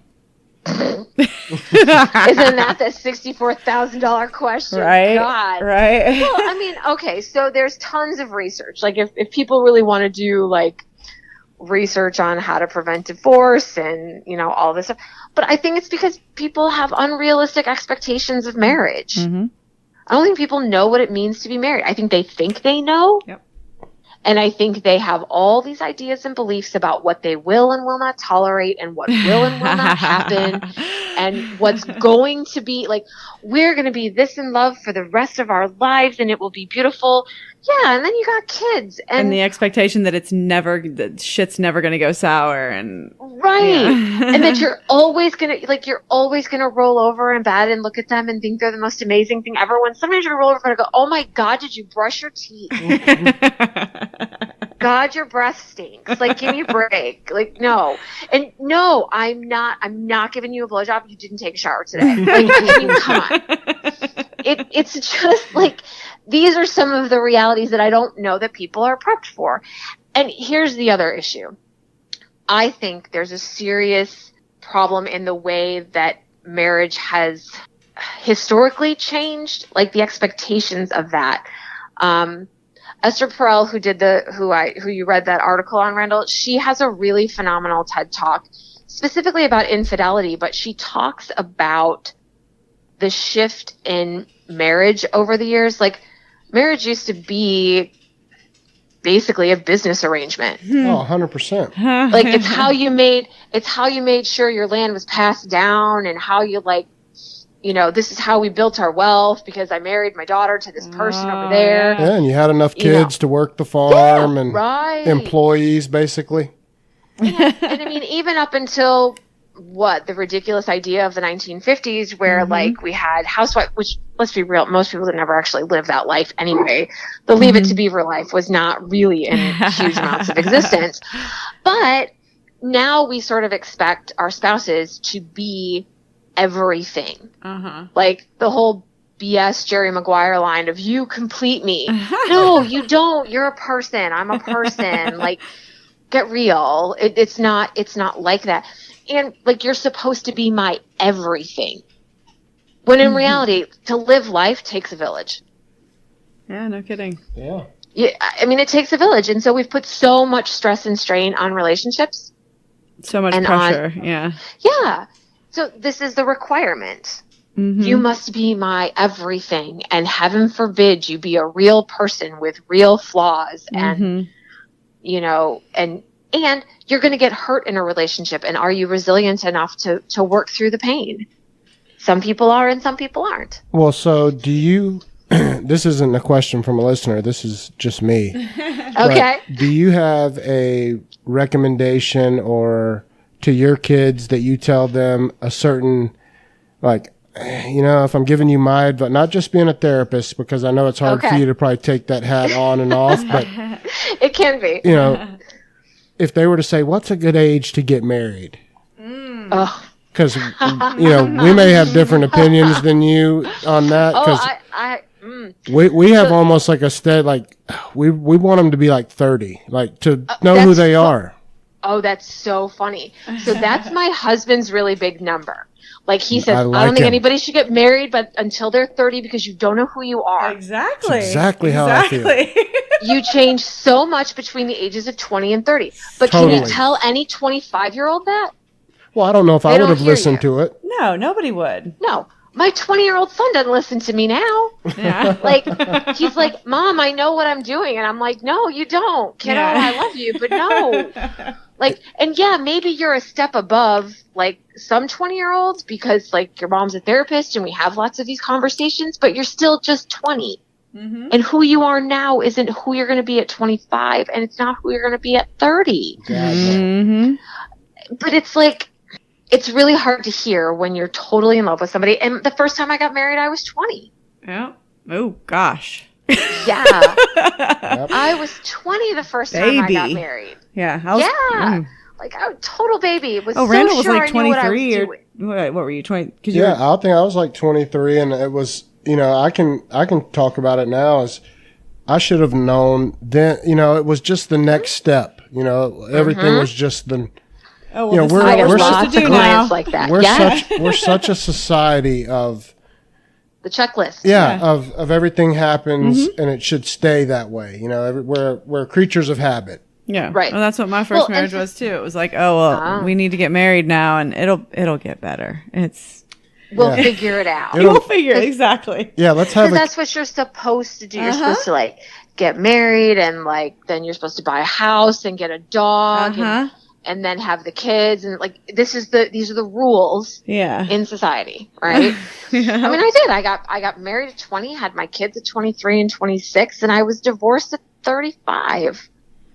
Like I feel you, sister. It wasn't going to work. And I mean, and my situation had all kinds of issues and all kinds of whatever. I mean, I wouldn't trade my kids for $1 million, but I understand that. God, completely. I wouldn't go back to that time to save my damn life. Yeah.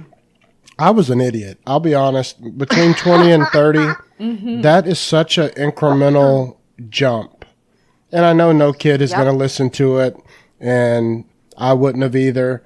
But if you're honest with yourself, that is a furious time of rapid development that just, you can completely change your whole course of trajectory. Oh, hell yeah. And you can, like, the things you thought that you believed so like the rock solid foundations of your values, you were so sure. Oh, yeah. And then, like, when you're 30, you're like, I don't know if I believe that anymore. Yeah, that was a bunch of bullshit that I believed. Why did I think that was such a big thing?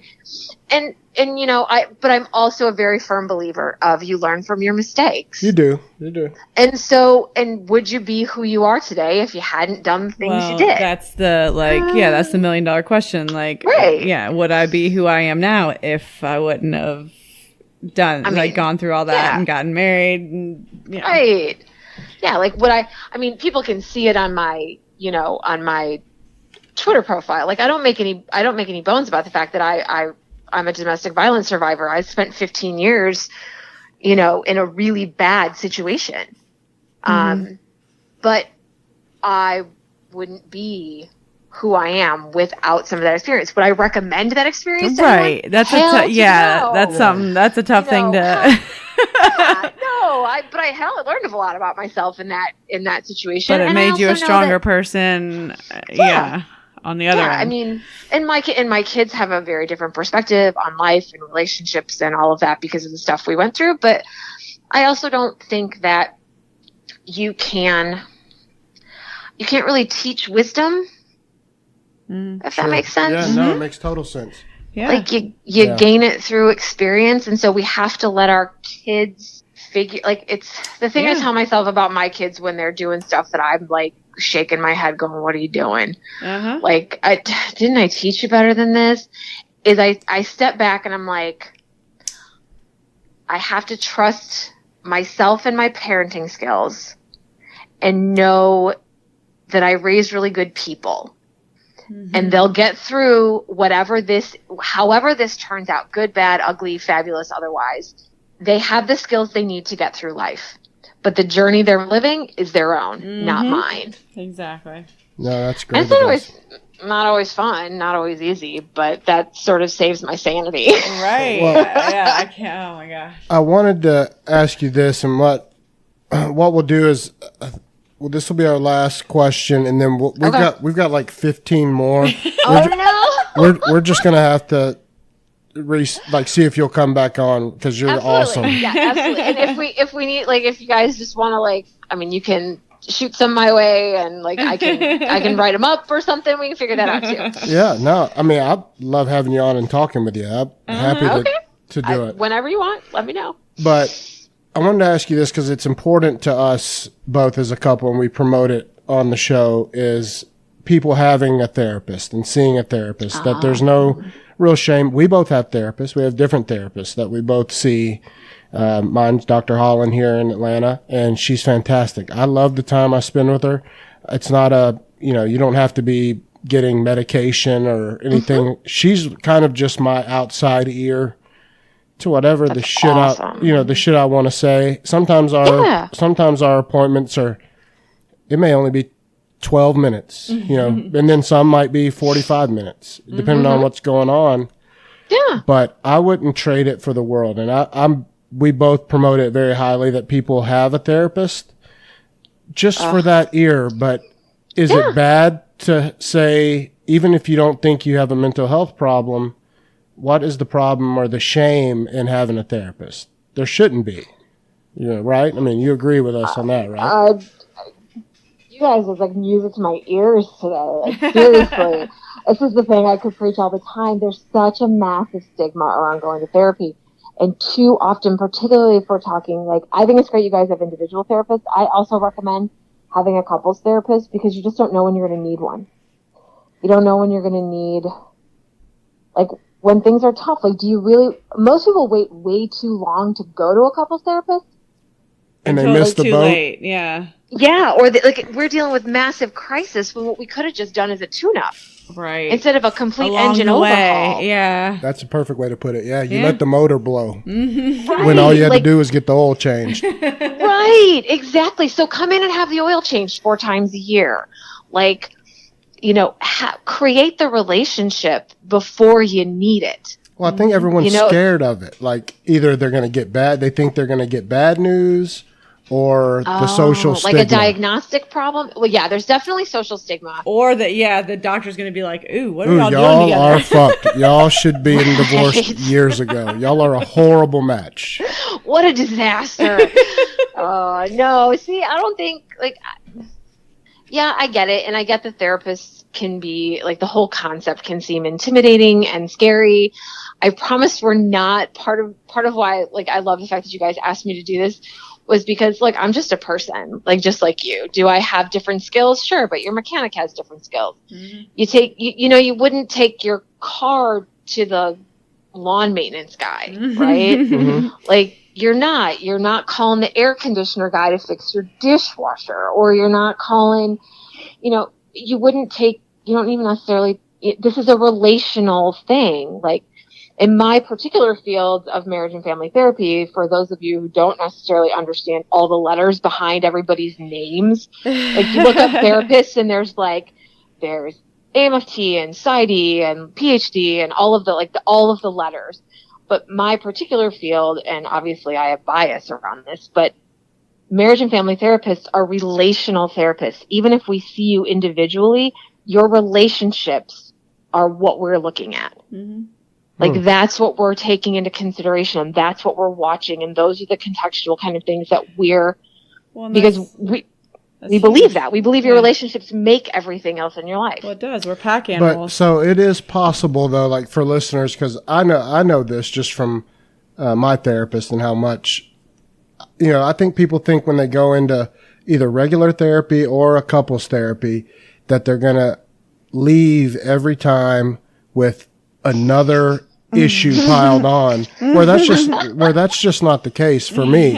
No, experience it's wise, absolutely not the case. You're not going to leave like with homework or looking at your spouse like, good God, I didn't realize that deep down inside you resent me because of your father. Like, I didn't realize that. Like, it's not going to always be that way. No, it's not. Sometimes my clients come in and we just talk about their week, and maybe we talk about what's stressing them out at work because they need a place to vent and they don't want to take it out on their family at home. Yeah. am I really honest with my clients? And like, I can be a rather challenging therapist. Like if you say something and I'm thinking like, I think that's just an excuse you're making to yourself, I'm going to call you on it. But am I going to beat you over the head with it? No. Well, no, that's why I was just going to ask you, like, if you get a couple in and it's Rick and Sarah, and they're just kind of telling you about maybe a disagreement that they had that week, and it's clear that Rick's answer is subpar and he's just being a dick, are you at liberty to be like, Rick, you're just being a dick. This is stupid. You know it and I know it. That's bullshit. I don't know if I'm a pretty blunt person. I don't know if I'm ever that blunt. I'm a little kinder than that. Sure. But will I call people on their stuff? Yeah. But I also sometimes do it in a way where I'm like, I saw that. I'm going to go ahead and leave that alone for right now, but don't think I didn't see it and that we're not going to address it later. Which sort of lets people know that you kind of got a thing around that. And, sometimes I tell clients this a lot of times. Some days you will love me. Some days you will hate me. Some days it will feel like you're walking out of here and I hit you with a 2x4 several times.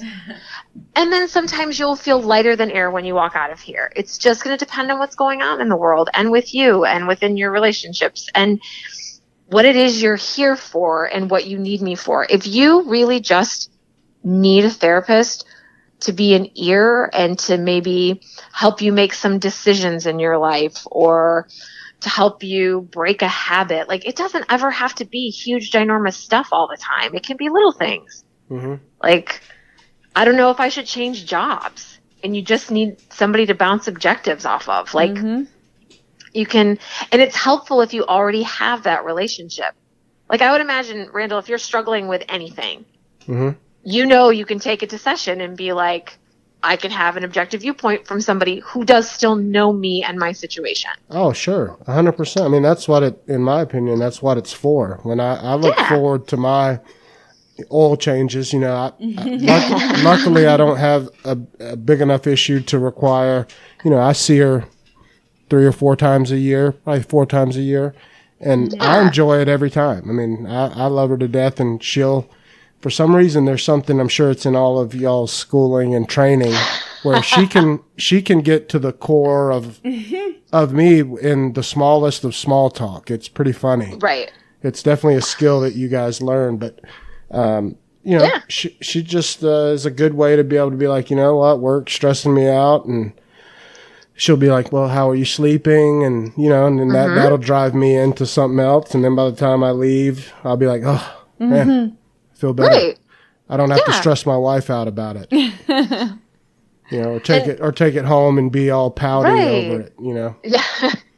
Yeah. And I think, I appreciate the fact that you guys are even willing to have that conversation, because the more we talk about it, the less the stigma, and it allows people to feel less weird and awkward about getting help when you need it. I mean, you don't not go to the doctor if something hurts. Me and Brooke, it's funny, and I just want to share this to you because you're now our therapist also. Our relationship is funny in a lot of the ways. Brooke is the man and I'm the woman. In people's, if they were looking at it by regular standards, like I'm more of a powder and an internalizer. Brooke is more of the like quick fuse, blow up, and then she's fine right after. Brooke likes beer, like good beers. I'm not a big beer guy, I'll have one on occasion, but we've been out to eat before. I like horror movies. And, you like rom-coms. Yeah. And a waiter. Randall and I are going to hang out and watch movies. See, I can't be your therapist because Randall and I are going to be friends. The waiter will order some drinks, and the bartender or the other waiter will bring them, and it'll be like a big, 32-ounce beer, and they'll sit it in front of me. And that was really for Brooke. Mine was the girly drink. And it'll be backwards. Food. And so it's just a lot of, and I'm fine. I think it's hilarious. So I embrace it because I don't look like it. I look opposite. And people think I'm mean, like, because I'm a pretty muscular, big guy. and it kind of I puts loved people the scary. resting bitch face situation that you Oh have my going on. God. 100%. As someone with a resting bitch face, I feel your pain. Like, people just don't get it. It is. Everybody it's thinks so you're mad or you're funny. yeah. Like, who'd you piss? Like, who are you pissed off at today? Nobody. I'm just sitting here. What? Yeah, we've had I'm having a fine day. Brooke has Like, asked I don't me. have to smile all the damn time, do I? We have been laying on the couch on a Sunday and watching football, and I'm having the best day of my life. Like, just relaxing. It's the best day. It's pretty outside. The kids are playing. And Brooke will lay down beside me on the couch, and this will be her words. Oh, what's wrong with you? Well, just because the look on my face looks like I hate everybody. Yeah, like, and I should know. I mean, for the most part, I know better. But, like, You just gotta check it's just in. funny. I have to check because I'm like, your face is so opposite of what you're telling me is going on. And then once he tells me, like I can tell also by the way he says it. Oh, she knows when I'm pouting too. Right, because he'll say even if there is something wrong, of course he'll say there's nothing wrong, but I can just tell by the way he says the words if there really is. So then I'm like, oh, okay, cool, whatever. But yeah, I mean, oh God, it's just been so funny lately. The people in public, like, They're terrified being of me, scared of him, or like our son's teacher saying that she's a little scared of dad and doesn't want it to. And I'm like. It's like, and you're like, he's a big teddy bear. Exactly. It's exactly what I say. I'm like, he seriously, like, you can tell him whatever, like, it's fine. He's a big teddy bear. But like, then I go tell him, I'm like, ha ha. Oh yeah. No, I've dealt with that most of my life. I think it's hilarious. I enjoy seeing people though when they see the light and like talk to me and they're like, oh my God, you're just a big old. Once they figure it out, they're like, oh Jesus. God, you're girlier than I am. You like Sleepless in Seattle instead of The Notebook. Yeah. Those are your favorite movies? Those are great. I'm like, I can sit around and watch those all day. Oh yeah. No, I'm totally down with a good I love rom-com. him too. It's just funny that Well, no, but not many. It's just, I mean, we even each other out great in that way, and I try to, my goal is to make it where that's cool. I want people to think it's fine to be, you don't have to be a big strapping bullshitter, because I'm not going to lie to you. If I want to watch a rom-com, I'm not going to pretend that I like some bullshit gory movie when I'd rather be watching something romantic back in the back. And that's just me. Look at you, like, all comfortable in your sensitivity and being willing to put that out there. Dude, I appreciate that. Yeah, well, hey, I'm here to help others also. And I think we all are. But goodness gracious, I wish we'd be here till midnight though. So we definitely would be, because the other thing I didn't even get to cover was the conversation that you guys had with Muddy and Amanda about the anal sex conversation. I didn't get to jump in on that because I had all sorts of thoughts. Oh, jump in. We got to cover that because that's been our biggest listener contribution question and whole conversation. So let's cover that and we'll end on that. What do you got? Okay. So since we've had lots of serious conversations, what you should know is that I have a 3-part series on anal sex that I wrote many years ago. Wow. That's still available. I'll send you guys the link. All right. Awesome. So you can share it with listeners. But this whole conversation of this anal sex, remember? Does it try feel to remember like the pooping? wording? Does it feel like pooping? That was the word. It shouldn't. It shouldn't, actually. Yeah, okay. Part of why I suspect that Amanda thought she was feeling like she was pooping is because she did the enema beforehand. Yeah. That was some serious prep work. Lots of people do it. She's not alone. Lots of people do it. But I suspect that's probably part of why she felt like she was pooping, because she's cleaning everything out ahead of time. Yeah. If all of your intestinal stuff is working properly, then there should not be poop involved in anal sex. Interesting. Rules around anal sex: foreplay, lube, communication. Like, those are the 3 things you need to know about anal sex. Like, you have to have them. And funny story about the teenagers is I had posted these when my son was probably 14 or 15. I did a guest blog for somebody else. and I didn't know that he had found them. Oh no. We're in the car with him and a couple of friends of his, and he'd gotten a hold of a Playboy from, I think, maybe his dad's house or something, and he and the friend were playing with it in the back seat. And he's like, "Look, Mom, it's this lube that you have." And I'm like, "Yeah, it is, totally." And he says something. He's like, "That's good for butt sex." And I said, "What do you know about butt sex?" And he's like, "Rule number 1, foreplay. Rule number 2, lube." And I'm like, "Oh shit!" You're like, he read the whole damn thing. He sure did. What an educated young guy, though. I mean, I'm impressed that he found it and then read it and shit. retained it and wasn't completely grossed out at the fact that, like, oh my God, my mom wrote this about butt sex. No, bless him. Yeah, lots of fun. My mom sells dildos. My mom writes about butt sex. He walks past me in the living room with a friend, and I'm like, "Where are you guys off to?" He's like, "I'm gonna go jack off." I'm like, "Okay, have fun with that." His friend is like 50 Shades of Red. Right. And he's like, "Did you just say that to your mother?" And he's like, "Yeah." Oh, that's hysterical. Jesus. And he did that probably just to fuck with his friends. Oh, of course. He thought it was the coolest thing. Like, I'm the only mom. I love your son already.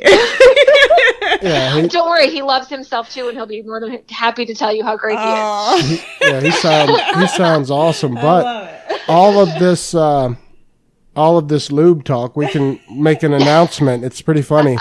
We got our first sponsorship today, and it is by a lube company. We haven't announced this yet. It's by spunklube.com. It's the preferred lube of the porn industry, and we'll be putting out the link to it. They're going to be sponsoring one of the segments that we do on the show usually, like if we don't have a guest.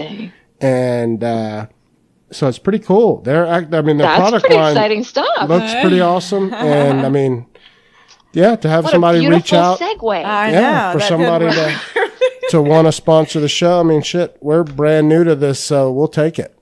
Yeah, I don't have a problem. I don't have a problem slinging lube. I mean, it's an important thing. Yeah. You don't want to tear anything. It's a necessity. Every house has to have it. And it can if it can save somebody's butthole. There you go. I'm all for it. I mean, look, if it means you can go longer if you want to, you should have some. And remember, if you're taking things like allergy medicine this time of year, it doesn't just dry up your sinuses, it dries up your vagina too. Girl, get some lube. That's very true. You need it all the time. Very, very true. And other medications can do that too. Yeah. Interesting as shit. I never thought about that with allergy medicine. It dries everything up. Yeah. So your contacts glue to your eyes. And Holy shit. That is interesting as shit. Well, damn. So I'll send you guys the link for the anal thing, but I couldn't pass it up when I heard Amanda talking about it. I was like, I got something to say about that. Well, we're all very good. Do you want to give your social medias outlets out? Like, is it okay if people follow you on Twitter that listen and want to get information to your blogs and everything? Yeah, currently, I've got my Facebook page, which is Rachel D. Miller, AMFT, and my Twitter handle is Miller Rachel D. Awesome. You can find me, I think, on Instagram too. I think it's Rachel D. Miller. I'm not even positive about that. My blog is currently down because I've been writing for my office blog, which you can find on my Twitter page. It's pinned at the top. The latest one you guys were talking about, which is Talking to Your Teen. And then the one I have on anal sex is an old one, but it's up. I did it as a guest blog for somebody else, so I'll find that link and I'll send that to you guys. You can send it out to people if they're interested, since that seems to be always a fascinating topic for everybody. I mean, and anybody that doesn't want to ask it out loud is still going to be interested. They're still wondering. Yeah. They still want to know, right? They always want to know. If I had $1 for every guy who said to me, and I write this in one of the pieces, I'm like, if I had $1 for every guy who says to me, how can I make my wife let me have anal sex? I'm like, you can't.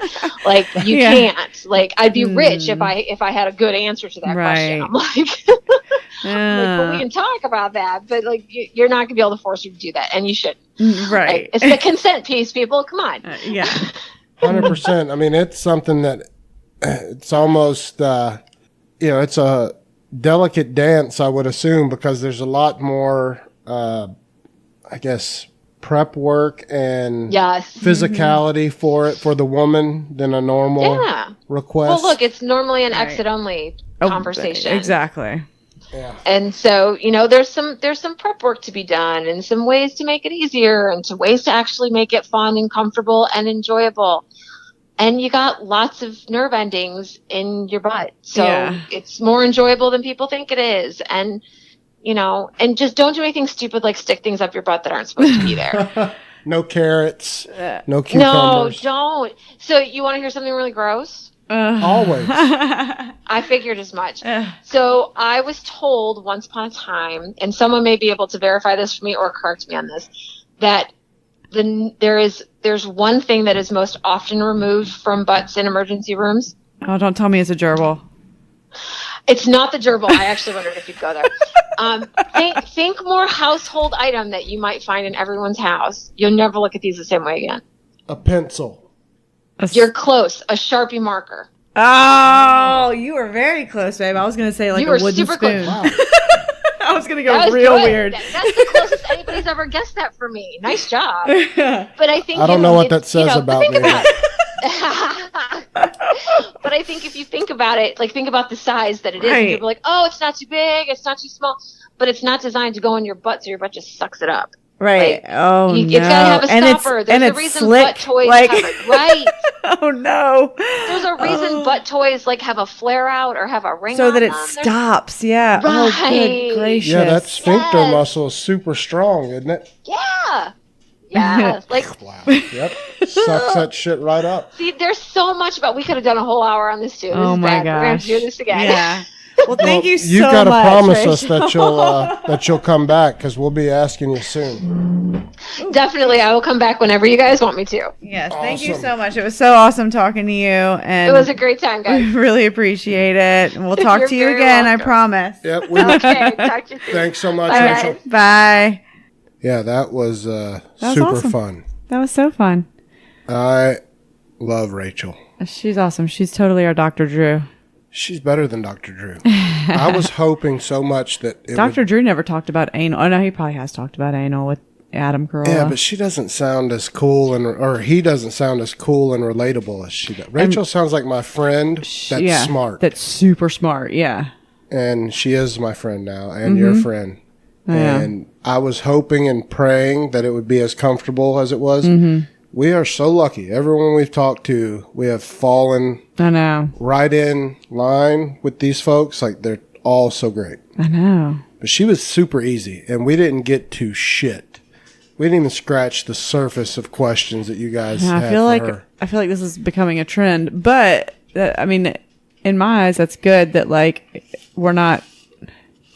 so far so good with, just having comfortable conversations with people. And well, I want to say that it's because we're awesome interviewers and that's of course the we're answer. Just such fun, relatable people that people let their guard down and they just want to be our friends. But the truth is, they're just cool folks, and we're lucky. Right? And absolutely. But we could not get to. We have the Muddy Tip segment that we're going to just put on the next one. We can actually go ahead and announce it now because I got a message from her during this interview that we will be doing Chris Hardwick's mother, Sharon Hills. Nerdist Mom, or at Nerdist Mom on Twitter. Her Twitter is legendary. If you don't follow her, go do it. She's a boss. She is a social media champion. Champ. Her Twitter feed is one of the best I've ever seen. She felt like she's got I don't know 75,000 followers or whatever, but she also follows 71,000 people. And she communicates with her followers. That's what I'm saying. And she's so nice. She is a boss on social media, and I've heard Chris Hardwick say that about her sometimes too. He's like, I can't even keep up with her. She's the shit. She's a huge sports nut and very knowledgeable. Yes. And it's just funny. I had tagged her in our national championship at her, yeah. And not thinking that she would probably not watch it or something, but she's a big Alabama fan. Which I need to ask her. I need to dig into that. And lo and behold, she responded the next day and was like, "This is fucking incredible." I know. Yeah. Awesome. And so I was like, damn, okay, she does. She's great. And so I just sent her a message. I said, hey, I know you're probably way too busy, but we have, obviously we have a podcast, and if you could ever come on, we would welcome you with open arms. And she responded immediately, I would love to. Yeah. I was like, are you shitting me? I know. Because I was totally expecting to be ignored. Which is a lot of the times anybody that's any verified anyone with the blue check that you've messaged has basically just ghosted us, like not responded at all. Not people. Everyone that's a person has responded. It's been like the fleshlight that didn't respond so far. Yeah, I thought you sent like Georgia Hardstark a message too. Oh, I did early on for you. Yes, Yeah. You're right. You're absolutely right. Which I totally understand. Like, Me too. there's no like. I have no reason to, especially then when I remember when I messaged her, we had like 6 followers. Right. We were brand new. So it was gutsy from the jump. Right. And that's a pretty big leap. But I mean, 100%. yeah. But not bigger than Chris Chris Hardwick's mom. But here's the thing. I want to She's responsible for the creation of. I want to set the expectation right, though, just being so everyone knows how I'm seeing it going with her.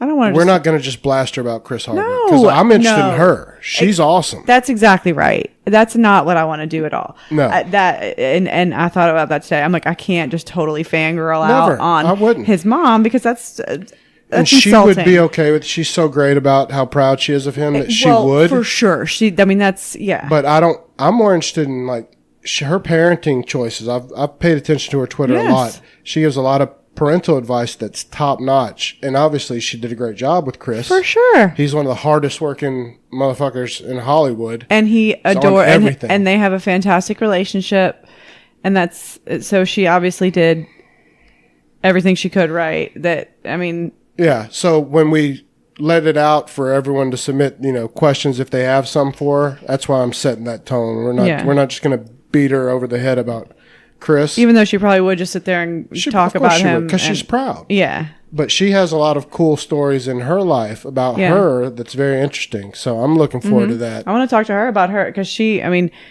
bowlers. Right. Her and Chris's dad met because he was a professional bowler and her dad owned a bowling center. So obviously she's in, I want to find out how good of a bowler she is. Right. Because I've never really heard Chris talk about that either. I know he's a good bowler. He's a fantastic bowler, which I also he's also so anti-sports in general. It's the only he's talked about. It's the only sport. Yeah. I'm like, he's obviously athletic to some degree because he's a fantastic bowler. I mean, that takes athleticism. Yeah. Well, she talked about, I don't know if you listened to, and this is for the listeners too, if you get a chance, and if you don't listen to Chris Hardwick's podcast, download it and listen to the episode in April. It was Nerdist back then, but it's ID10T now. Yeah, and the episode I'm talking about was about 3 weeks ago with Louis Anderson, because his guests were Louis and his mom. It was Sharon. I need to go listen to that one. You need to listen to that. I just listened to it. I haven't listened to it. She basically takes the wheel from Chris. I love it. You didn't have to. She's amazing with Louis, and people have been blowing her up on Twitter now about her getting her own podcast because she was so good. And Chris even says in the podcast, like, "Oh, my mom took it over. We're gonna go ahead and go to this interview." And Sharon Hills, everybody, this is her shit. And she just, was so sweet to Louis, and you'd have to listen to it. And Louis Anderson's been on there before with Chris Hardwick, so. But she's a gem, and I expect it to be super fun. Oh, I'm so excited for that. Yep. So that's be looking forward to that one. We'll record it. She just told me she wants to do it Wednesday night. Okay. So we got a busy week tomorrow, and then Thursday we've got Jamie from Murderish. So yeah, we're gonna be recording our tits off this week, and we'll decide on a next week release schedule. Next week we're not scheduling anybody, so we can do our episode. We'll just do a regular, just me and you episode next week, and then we'll start release back once a week with people. Right, and we'll schedule when we release the Jamie and then Sharon. Oh, I want to release Jamie Friday as a bonus, like we've said from the jump. And then we can release Sharon next week. That way we can make sure it's edited good and sounds great, because, or whatever we decide. Yep, I'm definitely going to lighten this week. We're accommodating Jamie and Sharon because they're awesome, and we want to have them on so bad. I just want to I want to get them on and not do whatever's good for them. Yep. Well, this is the longest podcast ever. Yeah, this one's long, so enjoy, and remember, go ahead and give each other's dicks a tug. And go fuck yourselves. Thank you. Bye.